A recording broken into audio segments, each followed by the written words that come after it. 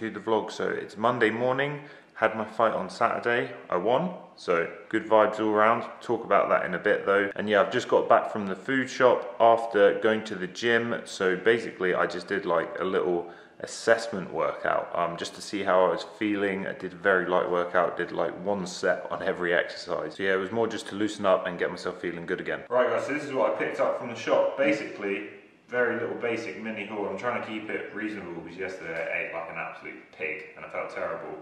So I'm trying to keep things on the normal so my body feels alright. But picked up some spinach, pretty much essentials really. Some blueberries, some sweet potatoes, some cucumber, some eggs. So yeah, that's more like the fresh stuff. And then in one of the last vlogs, I think I got some white sausages, and I didn't get these. These are like the big boy upgrade version. These are some sliced focaccia, some type of posh name anyway. But yeah, they're like the same thing, but on steroids, because they're like an extra 100 calories, squishy, bigger version. So looking forward to trying those. In those, probably slapping some turkey bacon. Also got some tuna, so we're kind of just moving through like the protein stuff. And then, yeah, my heart is very fond of these breaded chicken mini fillets, so they'll go down a treat. Also, the main kind of bad thing after those, I guess I picked up, are these barbecue beef brisket crisps. It's really, really, really hard to stop eating those after you open them. Got some honey that was on offer, and then just some boring stuff really. Washing up liquid, some supplements, glucosamine sulfate, take one of those a day. What is this called again? This is a washing up tablets, yeah. Was it? No, that's what I mean, it's not a washing up tablet, it's my brain's just like stopped working. It's not washing powder, it's what you use to wash clothes, isn't it? Yeah, Why is that so hard to remember? Yeah, I don't know what it's called either. Whatever this is, it's a tablet that I use to wash my clothes. It shows how undomesticated I am. Terrible. But yeah, we'll use that anyway because we've got sensitive skin. I got this little trophy. Actually, it's not even that little. The base is really heavy after my fight. But I chucked it in my bag and then chucked it in the boot of my car, so I've already broken it. But yeah, anyway, time to make lunch. So here's the first plate. We've got some real convenient stuff: grapes, apples, carrot, 2 pieces of this beef, which is pre-cooked, and then I'm gonna get through the rest of that spinach. And then in the main event, guys, I bought this before I weighed in. I don't know why, I had an absolute craving for it. I'm gonna recess as a child, but the can says anyway, unless it's lying to me, it's 1 of your 5 a day. So we're gonna count it as health. Ugh. I hate that sound.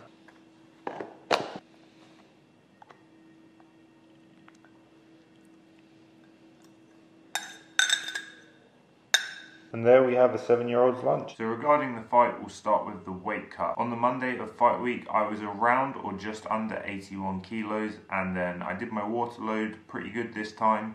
I'd been a bit lazy with it, I think, the last couple times, and I got to pretty much bang on 77.1 actually, so weight was made really well. And then I reloaded, I got back up a few kilos. I didn't go all the way up, but I felt really good actually, considering the last 2 times I weighed in, I felt terrible afterwards, but I think that's because I drank a load of water too quick, so I paced myself more. Obviously every camp you do have to work through stuff, but this time having no major injuries was a massive plus for me. So considering everything had been going relatively smooth sailing, the actual fight day itself was slightly chaotic. So I had to get there early for medicals and stuff, which was at 11. And then I stayed there because my fight was due to be on at about 2:10. Because there was a road accident and stuff, pretty much none of the coaches got there till 1:30.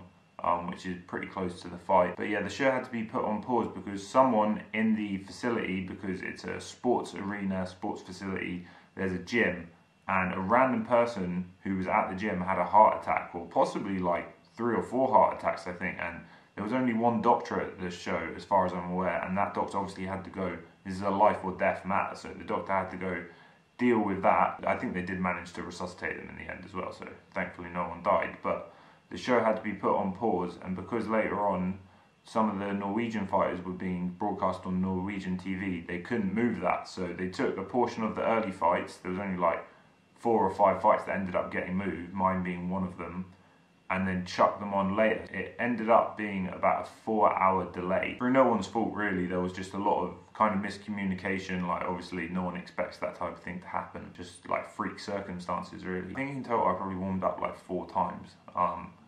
Because sometimes like at the beginning when it first happened I wasn't sure if I was going to go on or not, like, and yeah, it was just crazy and quite tiring, and then had to go sort out like different arrangements to get more food and everything like that. But I was just telling myself, well, the other guy's in the same boat too, like it's not that big a deal. But yeah, just keep calm and just maintain energy really. So thankfully my friend Joe actually recorded the fight, so you guys can watch that instead of having me just blab on about it. As always, when the official fight footage comes out, I'll be sure to share that with you guys.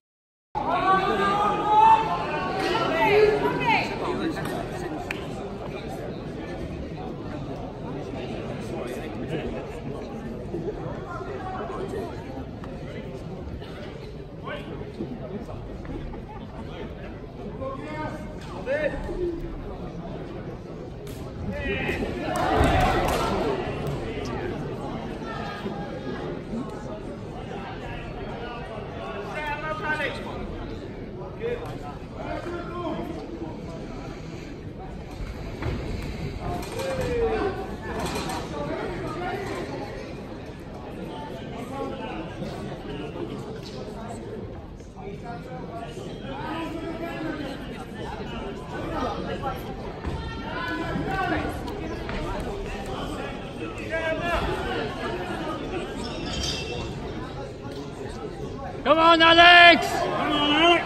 Come on, Alex!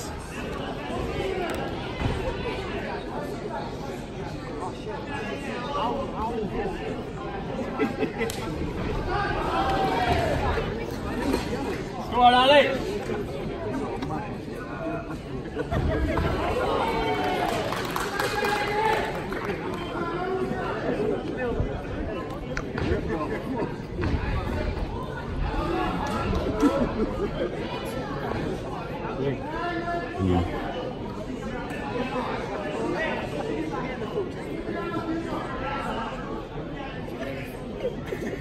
Come on, Alex! Go on, Alex.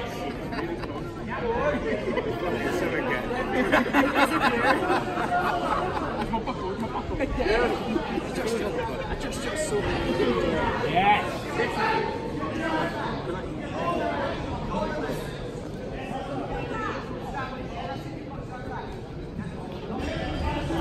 Yes, Alex. Come on, Alex.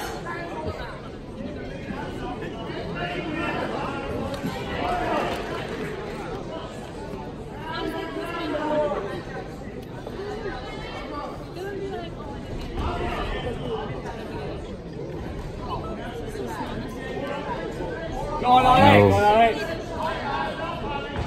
Yes, Alex. Yes. Yes, Alex. Come on, Alex. Leverage.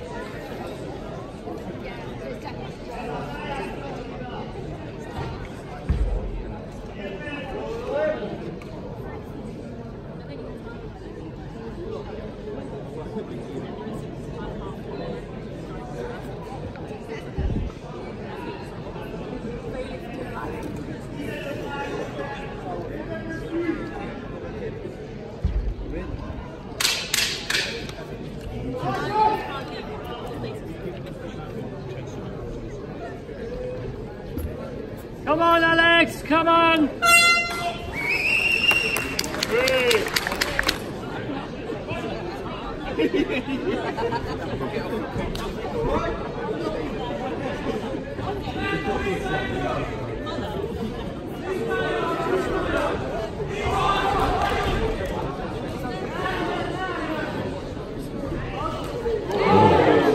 Come on, Alex! Come on, Alex!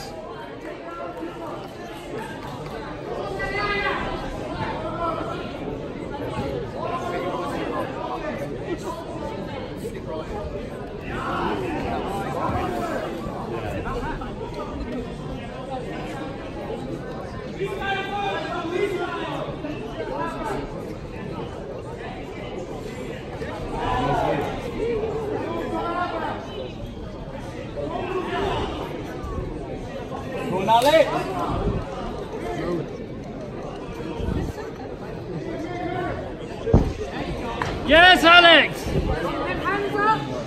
Come on! Yes, Alex! Come on, Alex! Come on!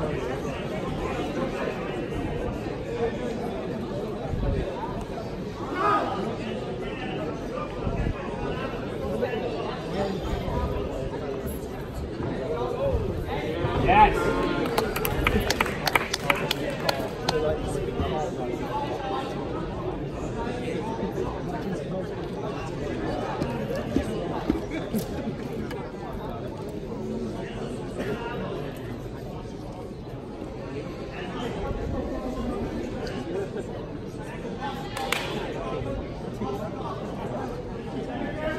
Come on, Alex, come on!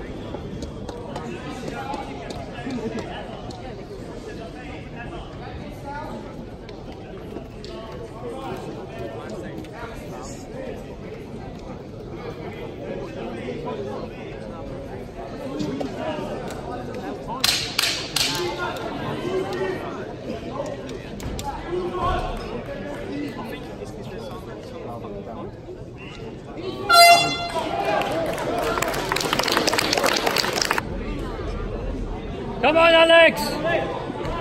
Come on! Yes, Alex!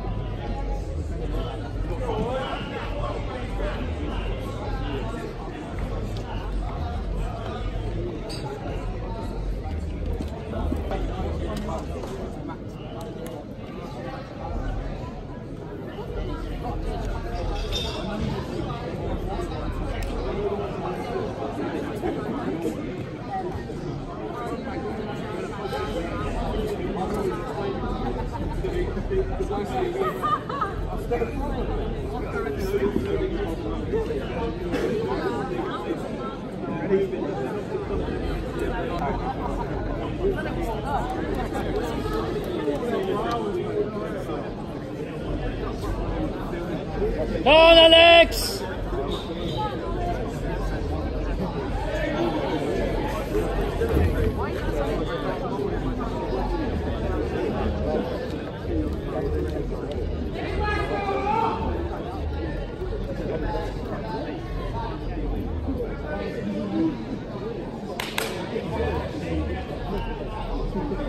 Come on, Alex!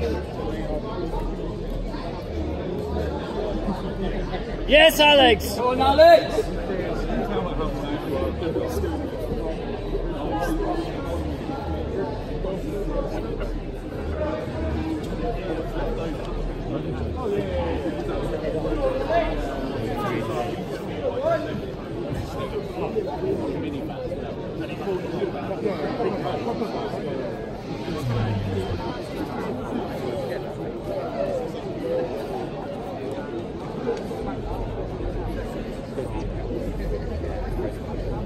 Come on, Alex!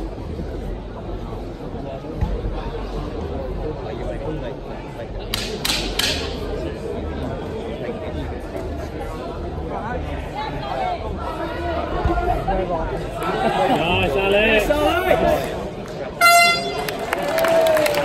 Let's take a over 30-27, 29-28 and 30-27. All three players on the winner by unanimous decision. In the right corner, Alex.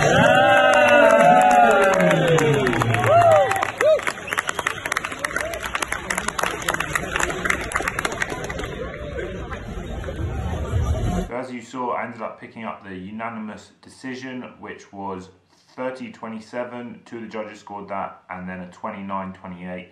I think the first round was the really close round. At the time, I felt it was 50-50. I wasn't sure how they'd scored it. And then the second round, I started to pull away, and then the third round, it came on really strong. But yeah, the opponent was good, getting no freebies here. He was a fellow IMAF competitor. He'd actually been in the same tournament as me in Prague in 2016, my first tournament, but I hadn't realised that at the time until I researched it. He was more of a striker, well experienced. I think he'd been training about the same amount of time as me, about 8 years now, and he seemed like a nice guy too, to be fair to him. I had a rough game plan of what I was going to do, and yeah, it ended up working out pretty good in the end. My coaches really helped me out from BST, gave me some really good advice in the corner, and I was able to make the necessary adjustments. Right guys, so time to make a quick dinner. So just going half a red pepper, half a red onion, and then this chicken is running out of date. It's the 9th today, and that is the day to use it by, so I'm not going to muck about with chicken. Other stuff you can play about with a bit more. So I'm going to just cook all of it, eat some now, and then probably have the rest cold for lunch tomorrow, or because there's like 2 big breasts and a small breast, so who knows, maybe it'll even make 3 meals. And what I've been using while I've been here recently is some of this Fry Light spray, which my aunt has bought, and it's 1 calorie per spray. I think I've seen quite a lot of like Americans and stuff use this. I've always just kind of used a variety of different types of oil, like olive oil or coconut oil or rapeseed oil, you name an oil, I've probably used it. So I'm still using those for the oven, but right now when I'm frying, I'm just using those. But it almost seems too good to be true, because it's a calorie per spray, so I use like 7 or 8 sprays. I'm like, what's in this thing? But I've been lazy, I haven't bothered to research it yet.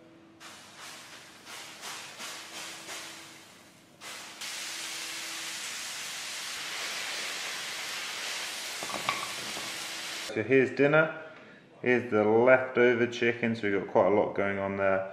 And then what I'm gonna have on that is some of this barbecue sauce, which is really good. And then when I get bored of that, I'll probably switch over to ketchup. I've already got out dessert. Yes, this isn't low calorie. We're going the whole hog, doing it big. Cookie dough, gonna have some of that. Got it out early just to let it melt a little bit. Now dinner's out the way, I'm gonna be heading to the gym soon. It is BJJ and the gi tonight, and then MMA. So I'm just gonna be doing the technique, and I'll see you guys there.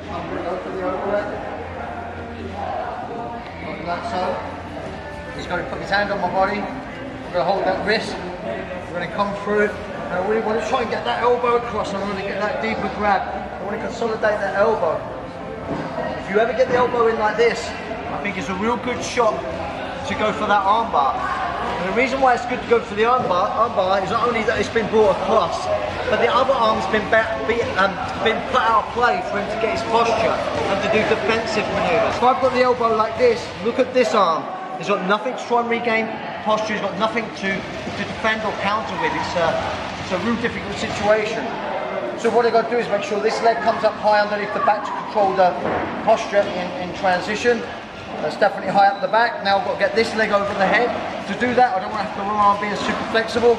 To connect with the head and just push it away a little bit. Bring the other one around and really squeeze those knees together. Don't connect your feet together like this, particularly for the beginners. It makes your knees escape.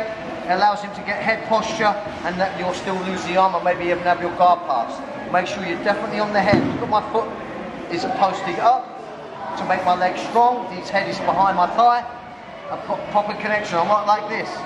This is weak again. Yeah, he's going to bust my leg that's controlling that posture.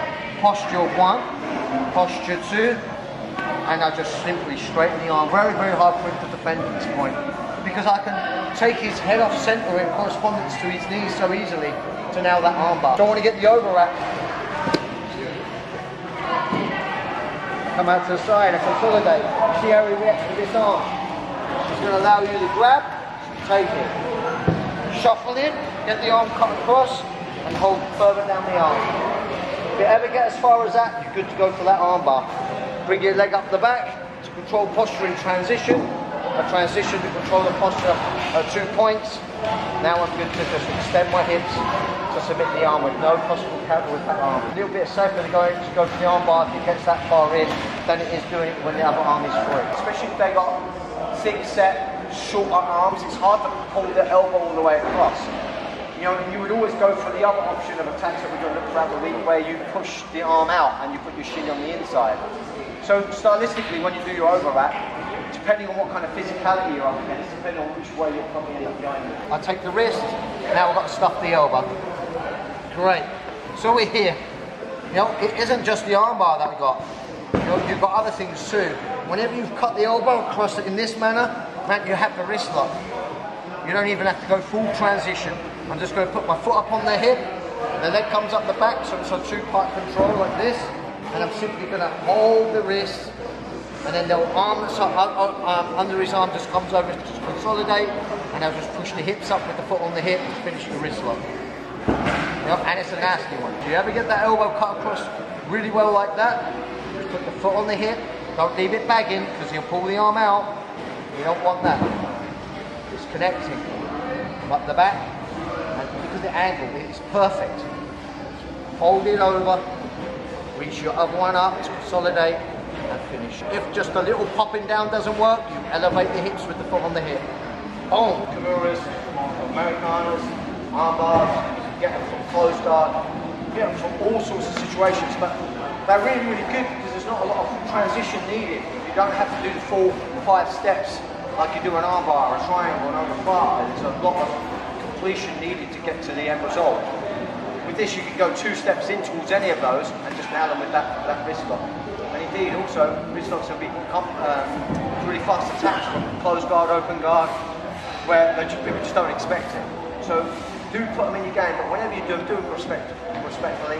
When I first had them done on me, I just didn't know what hit me. You know, they were putting them on really fast, really hard, and by the time you're tapping on the second or third hit, your wrist is already injured. And I still suffer with my wrist today. They always flame up. Don't injure each other with them. The first 2 steps of the control should be controlled enough for you to be able to place it on and give the right time to tap. Don't go whacking it on super fast. So we've got to think about this position. You know, look how tucked across that arm is. So yeah, it's obvious why we went for the arm bar. It's kind of obvious now why we might go for the wrist lock. But also here, you know, we don't have to take the submission. We can take an advantageous position before the submission and maybe rack up some more points. I'm simply going to bridge him over. So to bridge him over, I'm going to put both feet to the floor in a way where my thighs connect with him. Don't gate. You might not sweep him this way. I just release. I'm on my toes and my knees are facing, therefore my hip is facing the direction of my drive. I'm simply going to go over there. Yeah, it's so simple. I tuck my elbow right underneath as I go, so I use those feet to elevate up on my shoulder and I bridge all the way over and take my top position. So it doesn't have to end there. I've got a really good arm bar prep. I step round to his ear. I bring my heel round to his ear. And this arm, remember I said about doing the arm bar from your back? Because of this arm is out of the equation, it's really hard for him to defend the arm bar. He's got the same problem with that sweep. That's what's nice about the overwrap. If it allows you to get an overwrap, you take away a lot of the counter and a lot of the defensive aspects through the positions, sweeps, and submission. So look, I'm in this position, feet through, take the arm, keep it close to your chest. I can release, step over, no need to even go to my back. We just pop it. Keep your knees squeezed together, keep your weight on his belly, and we can submit him. Of course we can go to our back, but there's always a risk he might come on top, and if he's a good guard passer, we don't want to do that. So I can submit him by being on top, no big deal. If not, just come back. We can look at something else. Wrist lock again. Wrist locks are everywhere. You just got to open your mind to the fact that they are there. Yeah? You can get 2-point submissions like this. It's huge the amount of things you can do. He's trapped you here with 1, 2. He's got inside and outside control. If he's got inside outside control, he's got elevation without a guard pass. You can't knee slide it. Another thing that he does, yeah, he has it sometimes just regular half guard, and then I'm trying to like work my way up his body, and then he tries curling that foot onto my hip, and then I have to either. Oh, he tries to take it back. And then I have to either like basically go into a single leg butterfly, hold it, or you need to dominate in here. You're trying to dominate up high. dominate here. You want to be here like this. If you start doing things like this, he loves to wrap for the arm and he starts doing sit-ups. No, come over. Sit. You'll start doing this. Now he's got elevation and rolls and submissions. Yeah. So things like this. Now look, I'm on the hip. Yeah. If he tries to elevate me now I risk him coming out. Now there's no leg locks. Or be here. This is really good. Really, really good. You start threatening. It's going to be so hard for him to hold. You start working it round. We're out. Oh. I swear down, someone your size should be doing that acrobatic ass shit, man. I can barely get my leg down.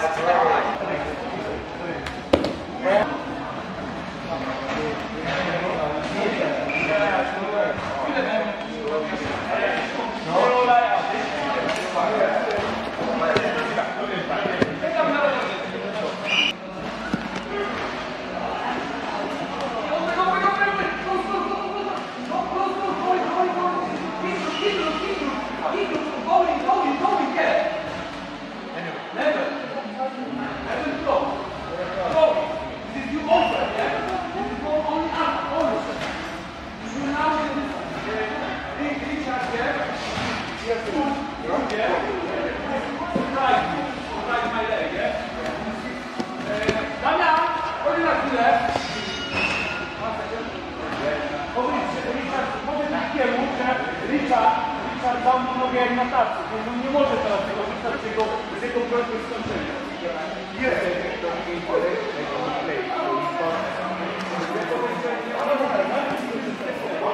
On mu da nogę.